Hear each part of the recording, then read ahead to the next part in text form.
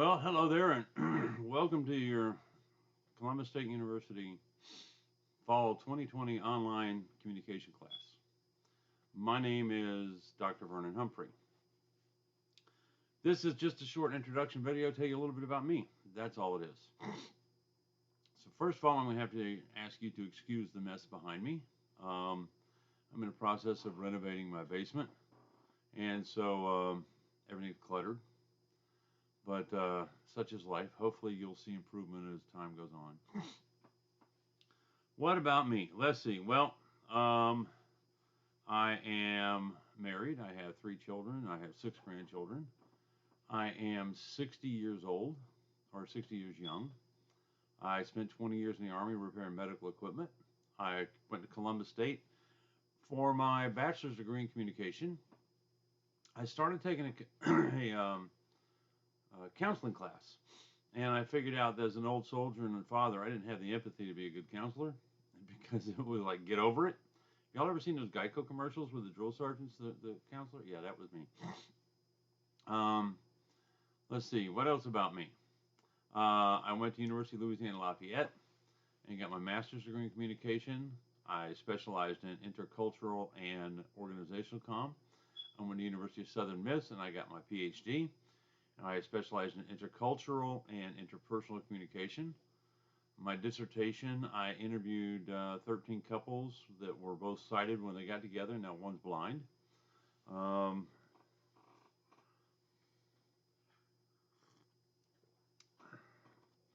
It was real interesting to talk to different people about that and find their perspective was much like my own. I am legally blind. I posted a video where some students made about me, and it shows kind of like my vision. This is a asynchronous class, which means that we do not have to be on at the same time. In most cases, if something comes up that there's one where you have to be, we will talk about it, and we'll all know plenty of time ahead. I know this is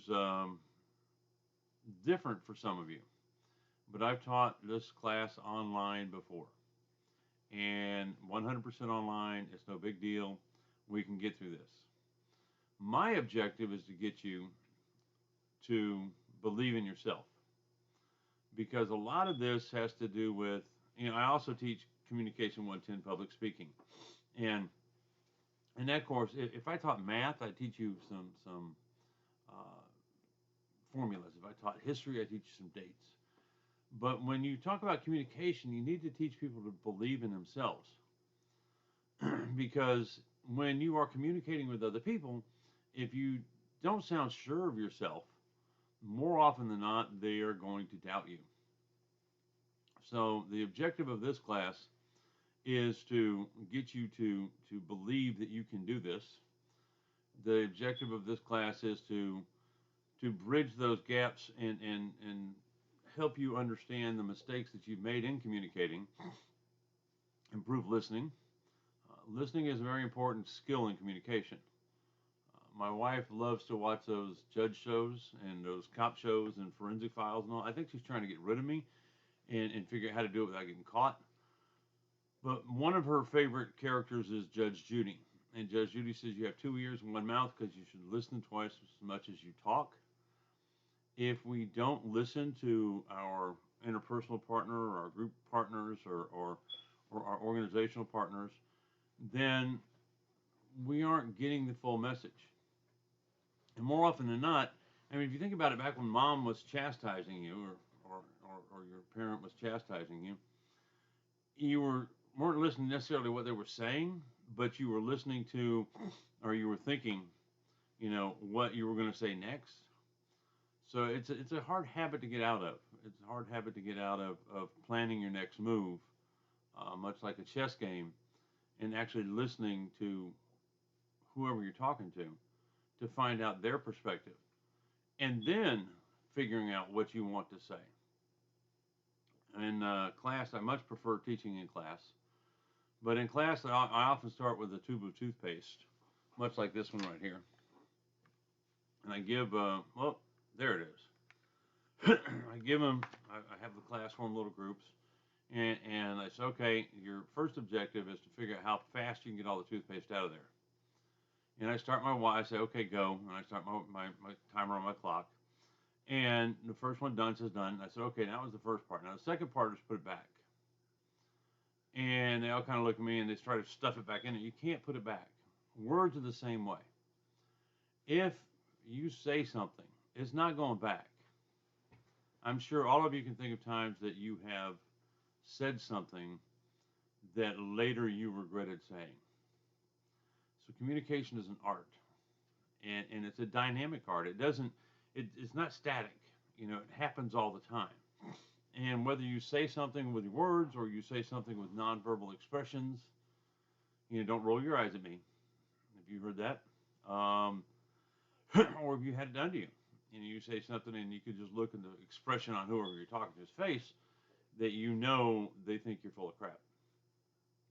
Well, hopefully we are going to address a lot of those challenges in this class and better understand how to communicate.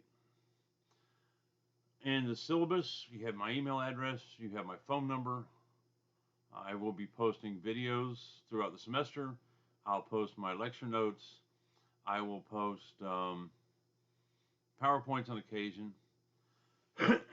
And your objective is to read the chapters, have discussions with one another, and reply to my discussion. Each week I will have a discussion up, and you will reply to my discussion, and you will reply to 2 peer discussions.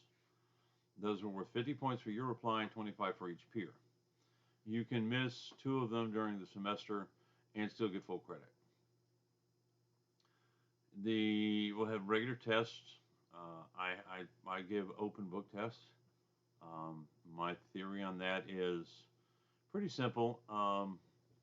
I believe that it's difficult to memorize that you think the professor thinks is important, and then after the test you dump it.